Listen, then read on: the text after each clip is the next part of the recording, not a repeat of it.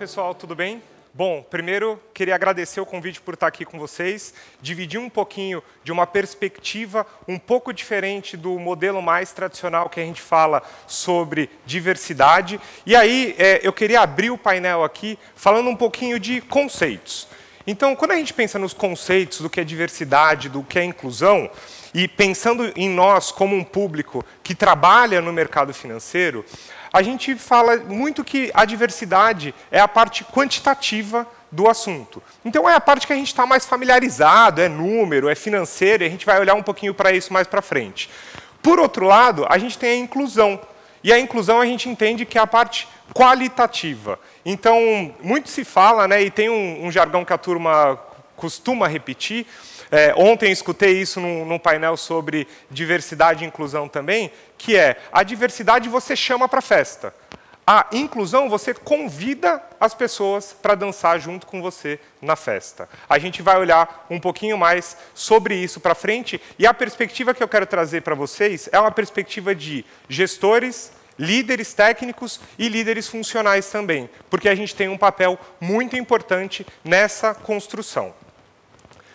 Quando a gente pensa no Brasil, e aí eu queria dar um mergulho no Brasil, porque é o nosso ambiente comum, o Brasil é um lugar muito plural, é um país muito plural. Esses números que estão na tela são números do IBGE de 2022, então a última pesquisa divulgada de forma ampla, e a gente traz majoritariamente, né, a gente tem mulheres, pessoas negras, a gente tem quase 9% aqui do Brasil composto por pessoas com deficiência, 12% de assexuais, lésbicos, gays, bissexuais e transgêneros, e a gente tem mais ou menos 70% da população entre 15 e 64 anos. Partindo disso, e uma coisa que eu costumo falar muito é, a gente tem, no Brasil, uma gama gigante de diversidade. Por que não a nossa equipe não pode ser plural e não pode ser diversa? Então, olhando para os números que a gente acabou de falar, quando a gente olha para uma equipe, quando a gente olha para um time, quando a gente olha para o nosso contexto, a gente consegue entender que uma equipe plural e diversa é uma equipe que tem homens, que tem mulheres, com pessoas com deficiência, e diferentes etnias e também diferentes idades.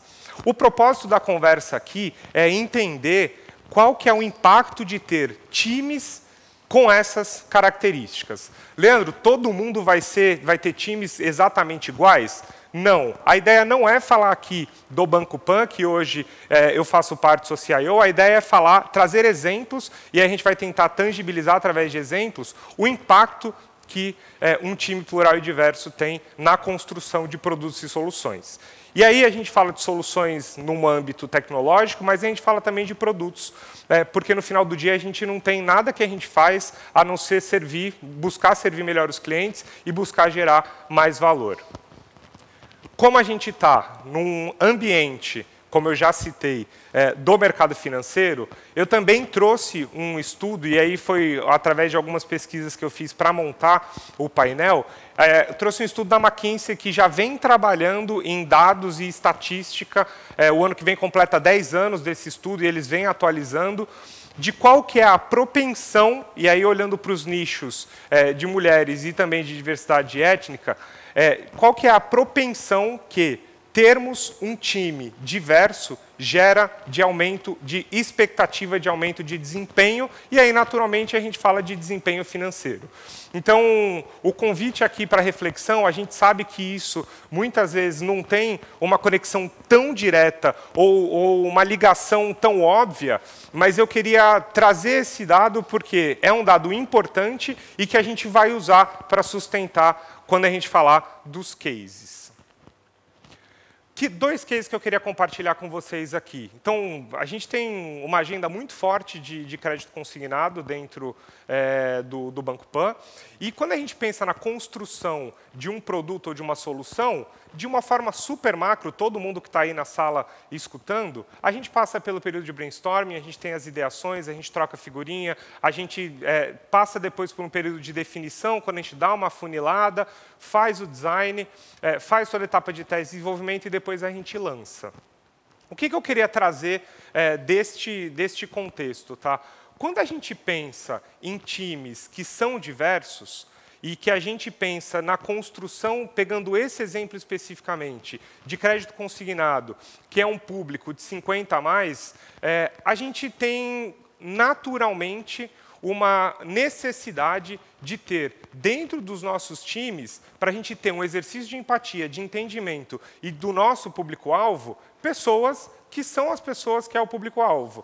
Então, por exemplo, dentro do time de consignado do PAN, 30% da nossa liderança tem mais do que 50 anos. Aí você fala, puta, Leandro, mas por que fazer isso?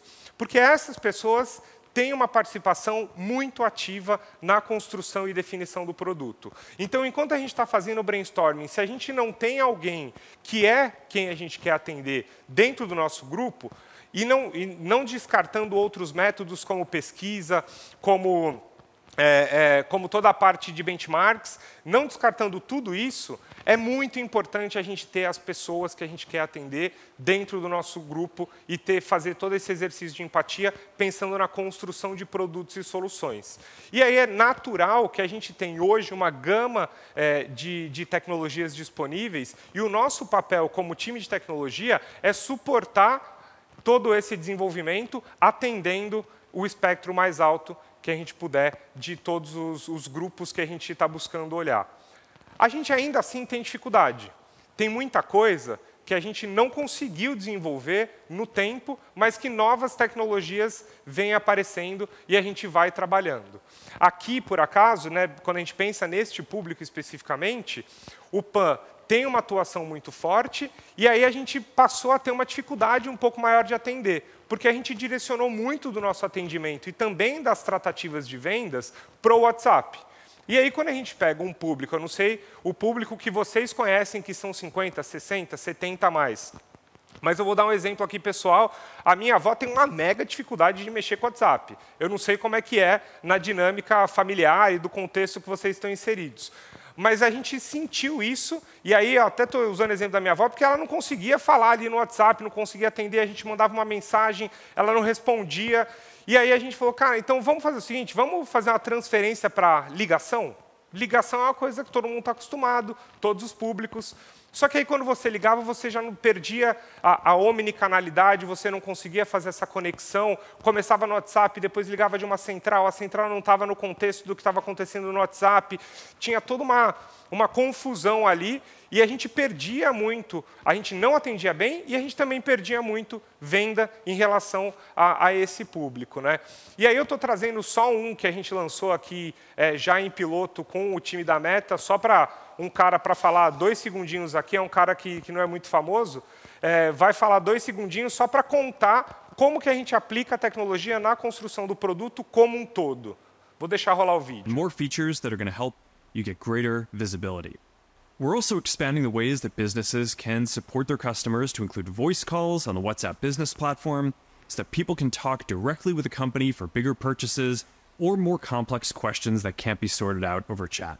All right, so those are just a few of the exciting areas that we're building that I wanted to hit on up top. We're going to dive deeper on all of these today, and we're going to share more updates that I think you'll really enjoy. As always, thanks again for joining, and I hope you're excited. A brincadeira... Seja animado. Menos sobre... Vou pular esse slide. A brincadeira sobre o vídeo com o Mark é menos sobre PAN e Meta e WhatsApp, e muito mais sobre qual que era a dificuldade do nosso cliente. Eu já entro nesse slide aqui. A dificuldade do nosso cliente era conseguir ser atendido de uma forma com omnicanalidade e fluida no mesmo canal, com o mesmo contexto. Quando a gente ligava da central, sem o contexto da conversa, ficava uma mega confusão.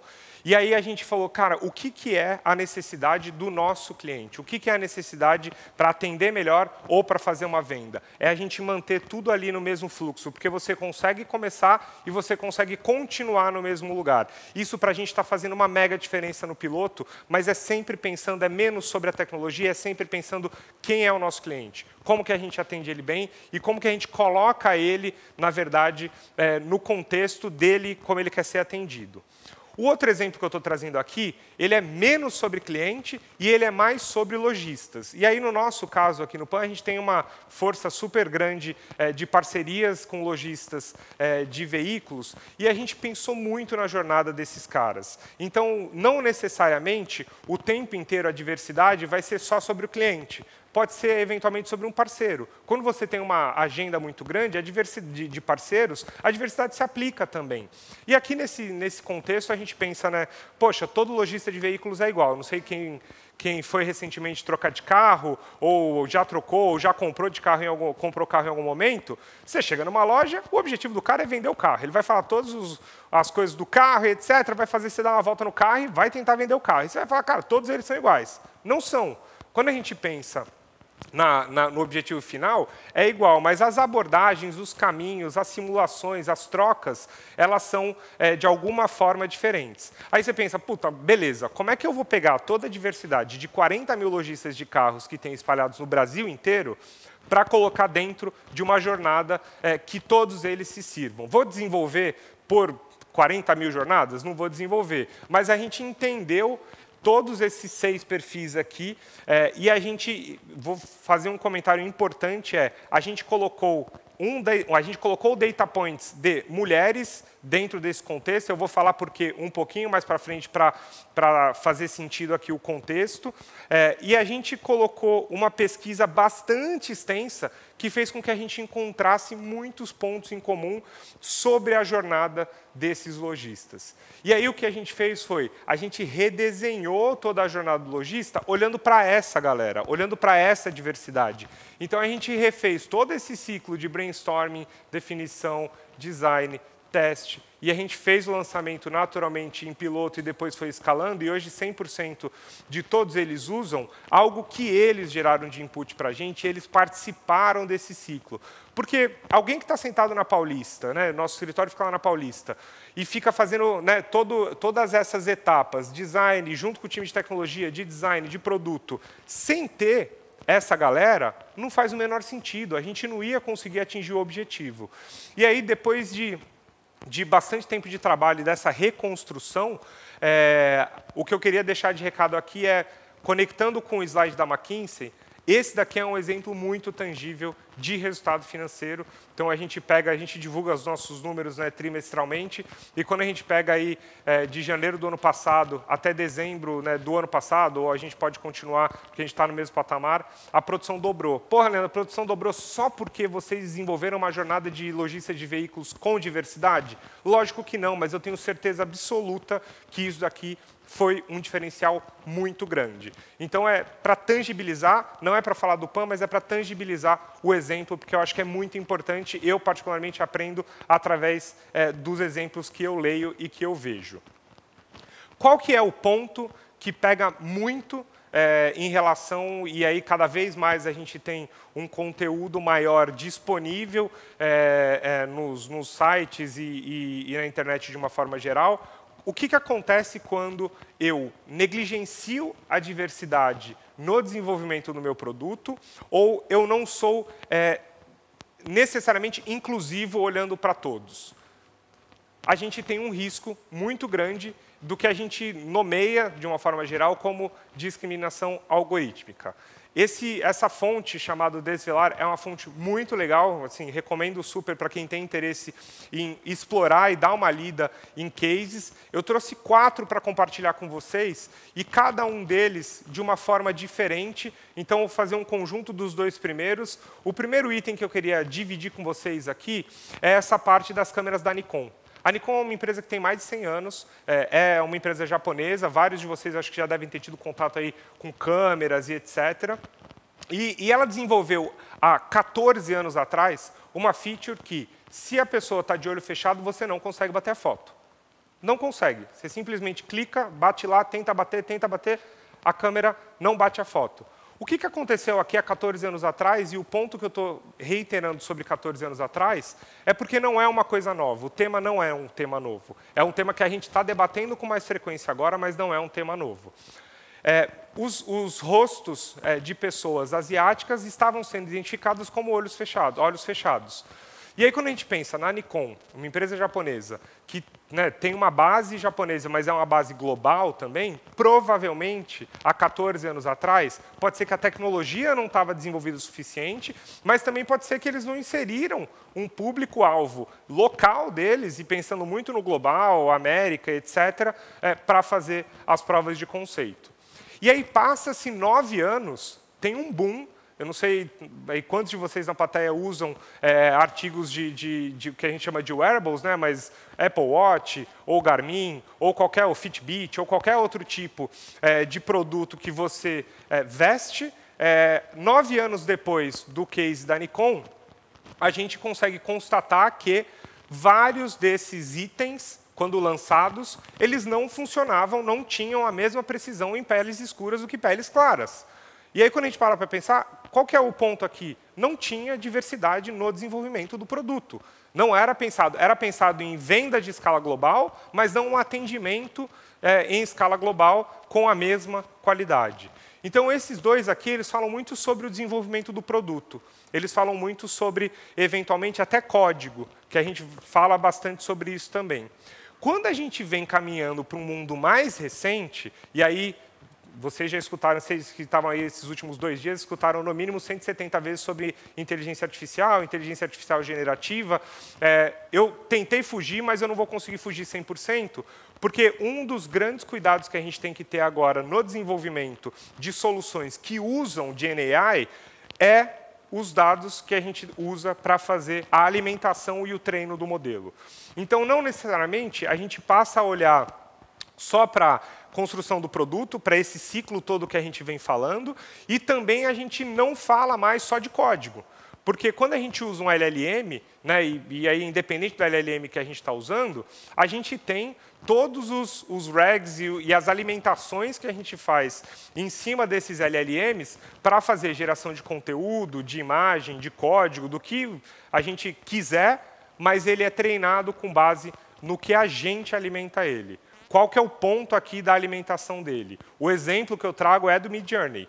O Midjourney, até o ano passado, não conseguia gerar imagens de médicos negros tratando crianças brancas. Por quê? Porque ele não era alimentado com estas informações. Ele só tinha imagens de médicos brancos. Então, aqui também é um exemplo, porque a gente foge um pouco do código, a gente foge do ciclo de desenvolvimento do produto, no pensamento de solução em produto, mas a gente tem um novo fator, que é o dado, que é a alimentação dos nossos modelos que a gente consome através das big techs da vida. Tá? E aí, por último, o exemplo aqui, que já é um exemplo deste ano, a mesma coisa aconteceu muito próximo aqui em relação ao TikTok. O TikTok tem um algoritmo de segurança que bane crianças de toda a plataforma. E tinha uma pessoa com nanismo que foi confundida com uma criança e foi banida. Então, aqui é a mesma coisa que o caso do Midjourney. O caso do Midjourney é sobre ponto de dados, né, sobre qual é a alimentação que aconteceu. No TikTok é a mesma coisa. Ela provavelmente não tinha uma amostra relevante para conseguir fazer a diferenciação do que é uma criança e do que é uma pessoa com nanismo. Então, o ponto que eu trago aqui é, quando você não pensa em todo mundo e você quer atingir todo mundo, você começa a fazer restrições e, mais do que restrições, você começa a ter atitudes, uma discriminação, pensando aqui no conjunto completo, que é do algoritmo ou é do dado que você está imputando para alimentar o seu modelo. Tá? Aí vem o ponto de, beleza, gente, tema novo, não tão novo, mas eu ainda não tinha estudado tanto, não sei muito bem como é que eu vou tratar o assunto, e não tem, meu ponto de vista, não tem uma coisa super estruturada ou um modelo super perfeito. Tá? Eu coloquei 8 pontos aqui, mas queria dividir um pouco sobre, cara, assim, todo mundo está se educando no tema, todo mundo está aprendendo sobre o tema. Não tem nenhum papa, não tem ninguém que tenha a receita de bolo completa. Da mesma forma que não tem para quando a gente pensa em tecnologia A, ou tecnologia B, ou tecnologia C, ou um mercado específico. Então, de uma forma geral, gente, vamos se educar, vamos buscar a informação, vamos estudar um pouco mais. Então, está todo mundo aprendendo de fato. Esse é o primeiro recado. No segundo recado que eu queria deixar Eu aprendi sobre intencionalidade em 2022 e eu acho que foi um dos grandes presentes que eu acabei recebendo em trabalhar com um público completamente diferente do que eu sou. E a intencionalidade de gerar um time diverso, seja para fazer um objetivo de alcançar um resultado maior, como eu trouxe 2 exemplos para vocês, ou seja para você ter uma visão, uma perspectiva diferente do que a sua, que é extremamente rico e ter aprendizado, necessita de intencionalidade, pelo menos no começo, para fazer a roda começar a girar. Todo mundo tem meta aqui. A gente está no meio do ano, daqui a 1 mês e meio, 2, a gente vai fazer provavelmente uma revisão de metas, todas as empresas estão olhando para custo, estão olhando para resultado, todo mundo olha muito para o negócio. Por que a gente não trata isso daqui como um negócio?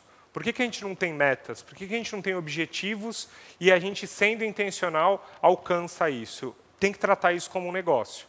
Então, seja através de metas, seja através de OKRs, independente do modelo que você usa dentro da sua empresa, é muito importante você ter objetivo. Porque se não é um número que você olha todo dia, que você olha todo mês, com certeza absoluta ele não vai se movimentar, porque você não vai ser intencional. A gente usa muito, o próximo slide é sobre quem já fez. A gente, na jornada de aprendizado, a gente usou muito pessoas que passaram, pessoas e empresas e consultorias que passaram por esse movimento, e a gente aprendeu muito com quem já fez isso e quem é especialista no assunto. É importantíssimo para o letramento inicial e também para a continuidade da evolução, porque aqui tem muito estudo acontecendo ainda e a gente sempre tem que estar se atualizando da mesma forma que a gente faz com tecnologia. Aqui tem um ponto sobre ajudar a formar novas gerações diversas, atraindo, mas eu queria trazer muita atenção para o retendo. Convidar, na linha do que eu comentei lá atrás, convidar para a festa é legal para caramba. Mas uma das coisas que a gente aprendeu nesses últimos 4 anos convidar para a festa é muito importante, mas também é muito importante você convidar para dançar, que eu brinquei um pouquinho antes. O convidar para dançar é o reter aqui. O atrair é o convidar para a festa. Então, é muito comum, e a gente passou por isso, a gente atraiu muita gente, a gente conseguiu melhorar muito os nossos números e a gente olhou muito para a diversidade, mas a gente não tinha um ambiente tão inclusivo quanto a gente achou que tinha. E a gente começou a trabalhar muito com esse viés do ambiente mais inclusivo. Então, o atrair é importante, mas o reter ele é tão importante quanto atrair as pessoas. Tem uma coisa que eu não sei muito bem se eu deveria falar A ou se eu deveria falar B, qual que é o termo que eu uso, como que eu faço. No dia a dia, é muito comum isso acontecer, porque se a gente não está inserido no contexto, a gente precisa de ajuda para saber muito bem.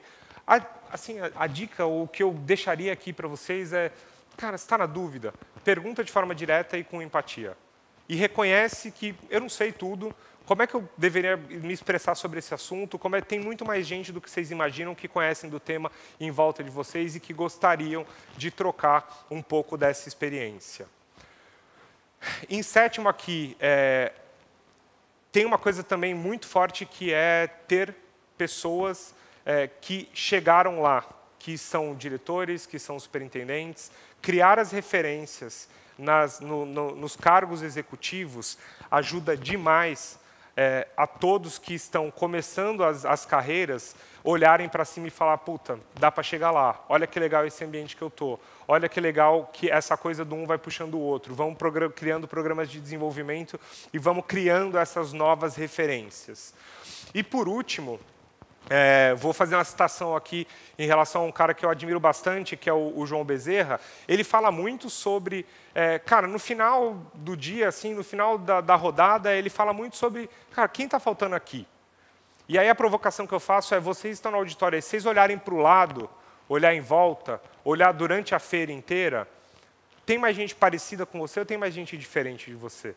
Então, a provocação aqui é, puta, a gente consegue gerar essas novas, formar essas novas gerações para fazer com que a gente tenha cada vez mais e com o tempo passando uma feira mais diversa, uma feira, uma Febrabão, um mercado, uma empresa, uma sociedade mais diversa.